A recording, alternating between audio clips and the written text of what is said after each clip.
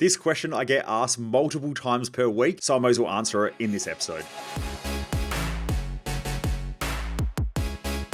Driven Mofos! Welcome back to another episode of The Underestimated Entrepreneur. If you don't know who I am, I'm Michael Mojo. I'm the founder of Mojo Human Performance Institute, where we focus on business, mindset, and lifestyle hacking for driven mofos. The reason why I do these episodes is that most people waste their life, and I just don't want you to be one of them. So let's get into it. I get asked this question every week so many times. It's normally, depending on whether I'm running events or seminars, depends on how often I get asked this question in a week. But normally someone will say to me, especially if you're watching this on YouTube, you'll see that there is a big book collection behind me, or if you've watched any of my lives on our Facebook page or anything on our Instagram page as well, normally when I'm running lives, there's a big bookshelf behind me because my office is essentially half a library, I guess you could say. And I do love reading books, and I never used to because I was put into special classes and told that I was dyslexic and had learning difficulties. But over time, I learned how to read, and I'll do a speed reading podcast eventually and talk about that as well. So I get asked all the time, like, what's your favorite book? Now, I don't know that I have one. This is normally my response. It depends It depends on why you're asking. And I always have to clarify the question because I'm not sure really what they're asking. You know, it's like asking, what's your favorite movie? If you love watching movie, there's probably many of them, especially in different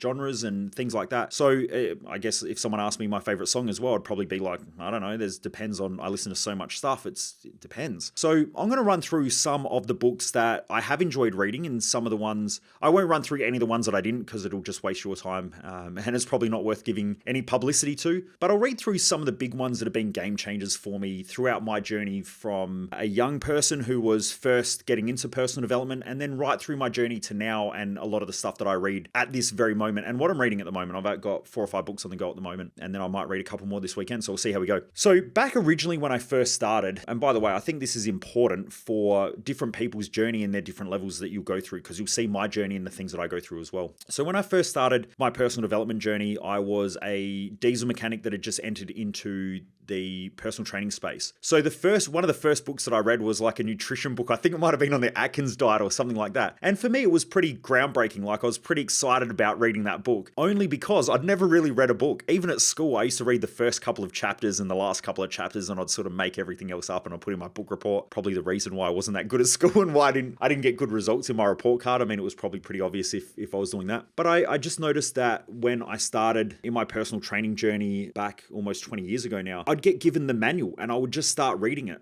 You know, we'd get given a semester of the manual, and I would just start reading because I was so fascinated and read it all in a weekend, and I loved it. But the first proper book that I remember reading, I think, was like on the Atkins diet or something. And I was pretty stoked with myself because I was like, shit, I actually can read and I'm not a dumb fuck. Which it took me a long, long time to realize that I'm not dumb and that I'm not an idiot and I'm not a loser and things like that. So for me, that was like a sort of a proud moment. But throughout my personal training journey, one of the best books that I came across, there was some stuff by a guy called Charles Poliquin, who was a strength and conditioning coach. So I used to love reading a lot of Charles Poliquin's work. He's still quoted as one of the best strength and conditioning coaches, I guess you could say, in history. And a lot of the best strength and conditioning coaches in the world still use some of his techniques. And he really built the foundation, I guess, for a lot of the strength and conditioning stuff from this day and age, because he used to do a lot of stuff with the USSR and I guess you could say Russia now, and all of that before he passed away, I think about a year and a half ago.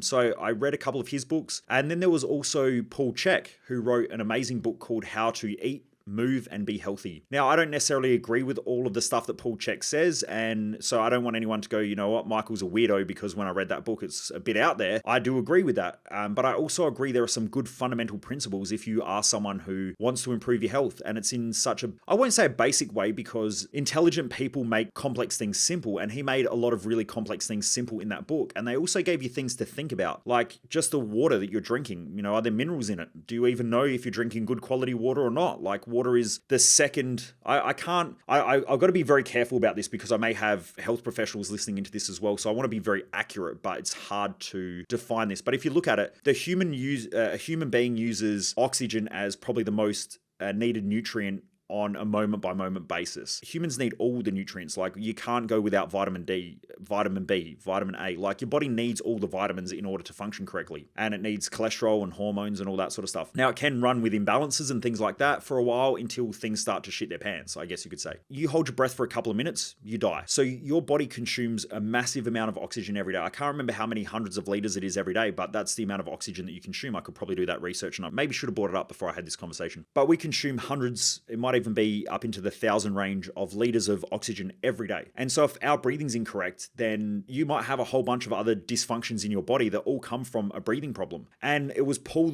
Chek that opened me up to that. And I spent a lot of time studying Paul Chek and doing a lot of his courses. And like I said, not everything I agree with, and some of his stuff was a bit out there and some of his stuff was really fucking out there. But when I go and study, I don't subordinate to my lecturers or my teachers. What I do is I find out, what do I agree with? What's working for me? What's not working for me? What are the pieces of the jigsaw that they can fit together? And I'll go and learn from them, put those bits of the jigsaw puzzle, test things out, find what works, what doesn't work, and then I'll adapt over time. I used to teach meditation quite a lot in our events, and then I realized that there are better ways of getting mental clarity and mental function than meditating all the time. And so I just took it out of our events. And then over the years, I've implemented a lot of that work, and I've gone, okay, now I think that meditation will work after I've done a lot of my own internal work. Because if you meditate and your mind still, you don't know how to organize things, you don't know how to prioritize, you're unclear on your mission, your purpose, your values, and you've got a lot of mental chaos from your past that you haven't cleaned up. When you meditate, you're essentially avoiding, and you might be able to avoid some of those crazy things that go on, but that might be a problem in your future. So the point that I'm trying to make is, if you grab that book and you read it, it's fantastic, but take what you want from it, take bits of the jigsaw puzzle that you need. It is fantastic. And like I said, that's where I realized that oxygen is one of the main nutrients, or the most used and abundant oxygen nutrient that we need in our body consistently. And so therefore we better focus on how we breathe, our breathing rates.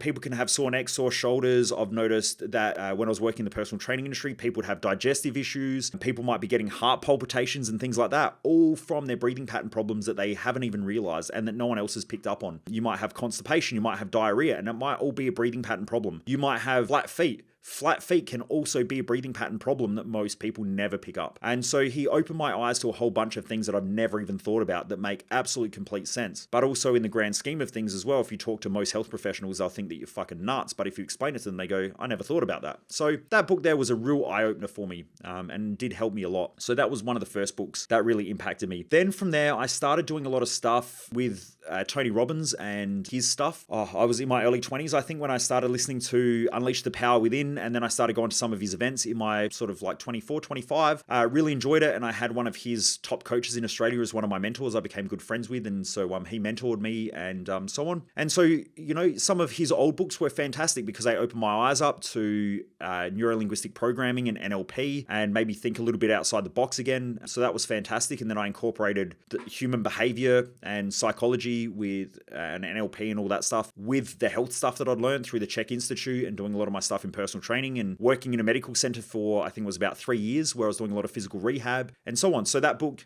helped me, Tony Robbins stuff helped me quite a lot as well, and I enjoyed that. But once again, it was just, there were parts of the jigsaw puzzle and I found that there were gaps and things that didn't work for me, so I was curious and I just kept learning. And I think, look, for anyone who's listening to this, if you are someone who is consistently curious, I think you'll achieve a lot more than someone who is very rigid in their thinking. I meet a lot of people every day who, my business isn't working and everything's fucked and my wife's shit and my kids, I don't get along with them and I'm tired all the time and I'm burnt out, and you say, maybe you should do something. I don't believe in that stuff. I reckon it's a scam. Well, that may be the case, but if you had figured it out and your beliefs were correct, then you wouldn't be in the position that you're in. So we always need to be checking in with our beliefs and what we believe to be true. I grew up going to Catholic school and all that stuff, and I just questioned a lot of things. And, whether I believe in religion or I don't believe in religion is irrelevant. And there were parts of it that helped me and there were parts of it that things didn't make sense. So I've just always been curious and inquisitive, and that's why I study a lot of things. So, I would recommend that is probably a good way to live. So Tony Robbins stuff was massively helpful. Let's have a look back at my book collection. What else did I go through? I started studying a fair bit of Tim Ferriss's stuff as well when he wrote the 4-Hour Work Week and the 4-Hour Body. That was quite interesting. In fact, he covered some of Charles Poliquin's work. I read an amazing book that I really enjoyed, and it was called The Metabolic Typing Diet by William Wolcott. And I was studying a fair bit of nutrition, and that book there was a real eye-opener around why different diets work for different people. And so I think it's a fantastic book. It might be a bit outdated now, but when I read it like 10 or 15 years ago, it was like an absolute mind blower. And I was like, shit, everyone who studied nutrition should probably read this book in some way, shape or form, because it will open your eyes to why different diets work for different people. And maybe it's just thinking differently about oxidization rates in the body and so on. So it was quite fascinating. There was also in that as well, I started coming across some books from Weston A. Price. which was,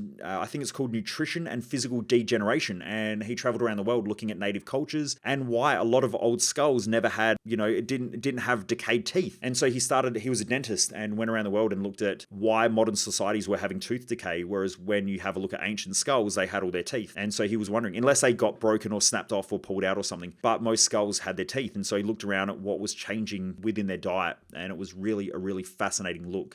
Again, just more bits of the jigsaw puzzle. So then I started going through, I went through studying a lot of stuff on nutrition as well. And then over time, I started studying a fair bit of philosophy. I was studying NLP and I did 3 master programs with 3 different companies. In there, I opened up a lot of other questions as well, but I started studying a lot of philosophy, and that took me down the path of reading some work from people like Marcus Aurelius, who was a Roman emperor that I think off the top of my head. And so he wrote, it's actually his journal entries, and it's a really fascinating book about life. I think it's fantastic. Like if you read just a page before you go to bed, because essentially every page is a journal entry. If you read it before you go to bed, it just will run you through things that if you think about when you go to sleep, your mind will open up and expand. It was a fascinating book. It's called Meditations by Marcus Aurelius. But then I went through a stage where I guess I was burnt out and I'd been working a lot on my physical body, and I realized that there was a lot missing and I wasn't where I wanted to be, and I wasn't happy and I wasn't fulfilled in what I was doing, even as a personal trainer. I enjoyed it for a fair while. I did love it, and I guess I was quite good at it. Yeah, I just got to a point where I thought, I need to explore some other ideas, and I came across some friends who were a lot older than me. I was in my 20s, they were in their 50s and 60s, and we were chatting, and they were into the whole spirituality thing. So I went down the New Age spirituality path and started reading books from Louise L. Hay. I did a lot of stuff with Dr. Joe Dispenza. In fact, I've spoken with him on stage before. I've met him and had lunch with him a couple of times. He's a really interesting guy. In fact, I drank tequila with him in Mexico. He's an interesting, nice guy. Now, he has some great theories as well. So some of his books are really interesting. Some of the points I agree with, some of them I don't agree with, some of them I think are fantastic. Others are a bit on the borderline of either being absolute genius or absolutely fucking insane. But I'll let you read the books and you can figure that stuff out. So he's written a fair few books that you can go and check out. So it's Dr. Joe Dispenza. So you can go check out some of his stuff. But yeah, I was doing a lot of stuff with Louise L. Hay, and I went to some of the Hay House events. And so there's a lot of books up there, Wayne Dyer and all that. And so I was in that community for a fair while. I was doing the whole like crystals and burning incense, and I never got into the whole tarot card thing and all that, but definitely burning of the incense and having crystals everywhere and thinking that there was these things that were going to help me, like I'd get rid of dark energy and all this sort of stuff. But then it opened me up to asking better questions again.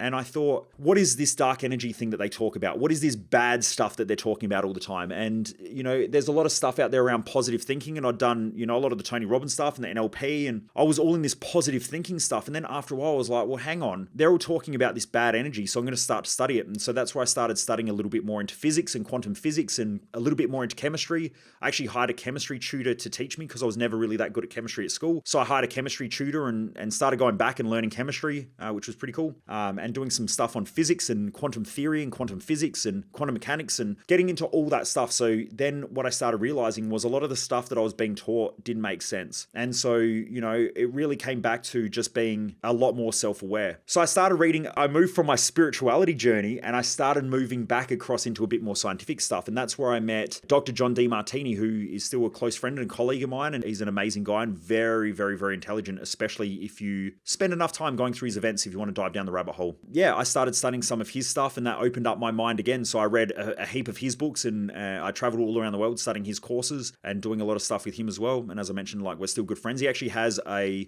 created something called Mojo's Law, which was a physics principle, but how human psychology works and human behavior works. And he published it in one of his advanced books and one of his advanced texts. So I'm pretty stoked about that. And then from there, I guess I was always studying marketing, wealth creation. In fact, one of the early books that I read, even when I was a personal trainer, the money side of things, I started reading Warren Buffett's books. So Mary Buffett wrote a book called Buffettology, and that was a fantastic guide into the share market and investing and how one of the greatest investors or the greatest investor in history, how he invests and how he thinks through things. So there were some other books that I really enjoyed reading as well. So yeah, Tony Robbins' book on money, Money Master the Game, that's absolutely fantastic. I think that's probably the best book that he's written. And I think the thing that Tony does better than most people is money and wealth creation. He's actually really quite good at that, from that book anyway. So yeah, did that. Shit, what else have I got? Oh, there's so much. There's so many books here. I'm just looking behind me in the back of my book collection, just going, wow, there is so many there. The Intelligent Investor, if you're into money and making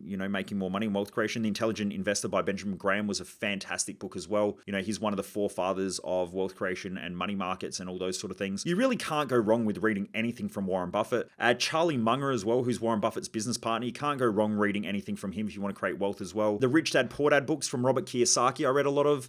Jamie McIntyre, who I used to be very good friends with as well. Some of his early books were great as well. I think What I Didn't Learn at School and Wish I Had, that was a fantastic book that helped me with some wealth creation stuff when I was younger. And then now, all right, let's get into what I'm reading now. So let's go through this. I've been doing a lot of studies into marketing and sales, and so I do love marketing and sales as well. So some of the great books that I've been reading is anything from Russell Brunson. Is awesome when it comes to marketing and building funnels and pipelines and things like that. Oh, there's some sales copy books that I'm just trying to remember. Anything from Frank Kern as well is absolutely brilliant. That guy's a genius. I think it's called The Boron Letters. That's fantastic as well from marketing. The Blue Ocean Strategy is fantastic if you're a business owner as well and trying to navigate how to create a point of difference in your business. That was absolutely fantastic book. I actually did a whole 3-day event just for our Business Odyssey attendees on creating a market wedge and how do you become the go-to business in your industry by creating an absolute certainty in your culture around what you're trying to create, who your customers aren't,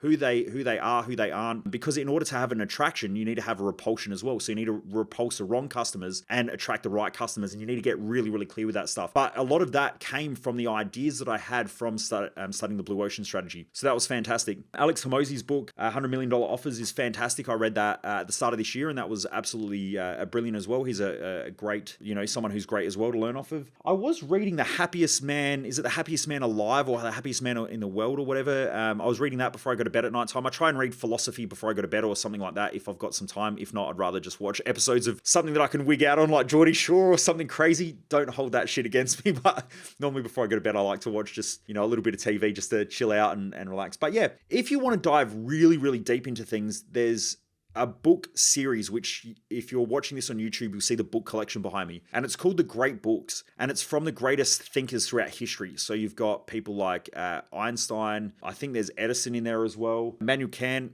although his actual name in German is Kant, but I got to be careful saying that in events because I get told off. Not that I'm saying it, it's spelled Kant. But it's a lot of the great philosophers and the great thinkers throughout history and how they think about things and why they think about things the way that they think. And so every now and again, I'll grab them, do a bit of research in them, reference them, and it's great. Like, I think that if you want to be a great individual, you need to be around great people. And not all of us, like, I can't go back and access Einstein, but I can read a lot of his books and his research.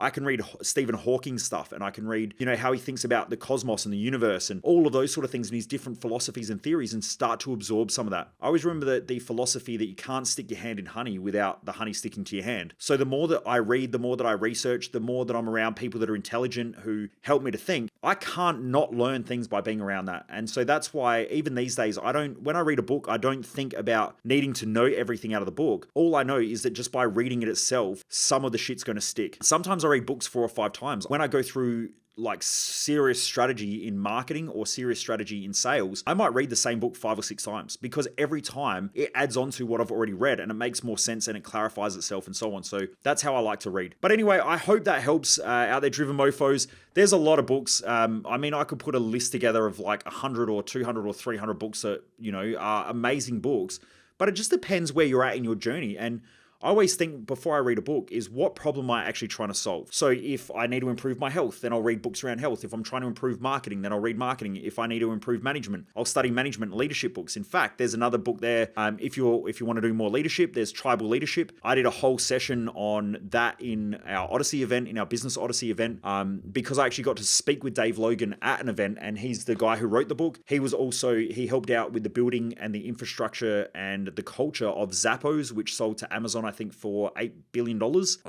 Delivering Happiness is also another great book on marketing and customer service and business culture. So yeah, that's normally how I think through the books. Anyway, I hope that helps, Driven Mofos. Look, if you haven't joined our Facebook group, please jump in there. It's called No Bullshit Business Hacks for Driven Mofos. And if you just go to the Facebook search bar, you can search in there. It says, if you just type in Driven Mofo Business Hacks, it will come up with our group. Answer the questions in there, join the group. And it's there because every day we do something that helps business owners, Monday to Friday. And it's a community of business people that can all share knowledge, share advice, share tips, share tools, and all that sort of stuff. And I put it together because I hope everyone around me and everyone who's in our community gets rich. Like, there's government prints money. There is so much fucking money out there, and they just keep making more of it. So I think that everyone should have more of it as well. So that's why I do this stuff, because I really believe that money isn't a finite resource. It's an infinite resource because they just print more of the shit when they need it. Like, I think everyone should be super rich. So I hope that our community and everyone is implementing some of these tools, and that community is there for you to, if you're a business owner, to have a better business. Anyway, I hope that helps Driven Mofos. The reason why I do this is that most people waste their life, and I just don't want you to be one of them. Never underestimate the dream. And I look forward to seeing you in the group.